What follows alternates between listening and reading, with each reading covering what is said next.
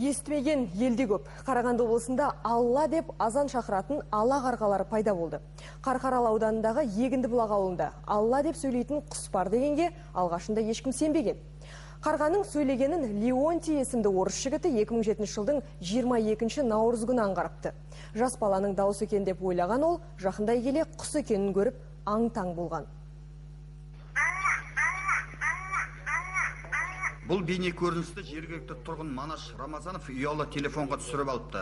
Куәгерлер таң рауанда батып келе жатқанда Алла деп азан шақырған құстың дауысы тұнық ауада шартарапқа жақсы естілетінін айтады. Ал мынау жергілікті бейне оператор Ерно Төлегеновтің биыл жазда тұман күні камераға түсіріп алған көрінісі. Бұл қарғаны ең бірінші біз 2 ай бойы аңдып, таңғы 7-нің кезінде түсірдік. Үйреншікті жағдай, үйреніп кетті адамдар. Сырттан келгендер адамдар ғана қызықтайды. Қалған көп адамдар үш құлақтар үйренген оған. Осыдан 3 жыл бұрын құстың сөйлеп отырғанын жергілікті орыстар байқап қалыпты. Кейін сол қарғаның ұяда басқан балапандарды да сөйлейтін болып шығыпты. Кішкентай қара құс, мойны ақ. Ол таңғы таза ауада анық естіледі, Аллах деп сөйлейді. Ал мына ала қарғалар Алла дейді.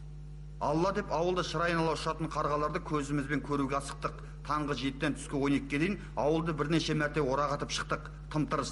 Тек түс ауа қайтуға бет бұрған шақта ғана біз қонған үйдің ауласындағы діңгекке бір ала қарға келіп қонақтады. Қонды да куә болыңдар дегендей сөйлей жөнелді.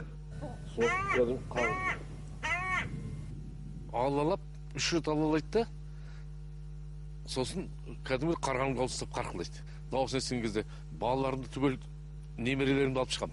Көріңдер деп. Соны ол қанатын қақпайды. Топшысын көтеріп, басын бұлай иіп тұрып, 3 рет Аллаға қайталайды. Балқантаудың баурайындағы бұйығы ауылда осындай құбылыс бар. Бұл ауыл тарихта Қаздауысты Қазыбек бидің есімімен де тікелей байланысты.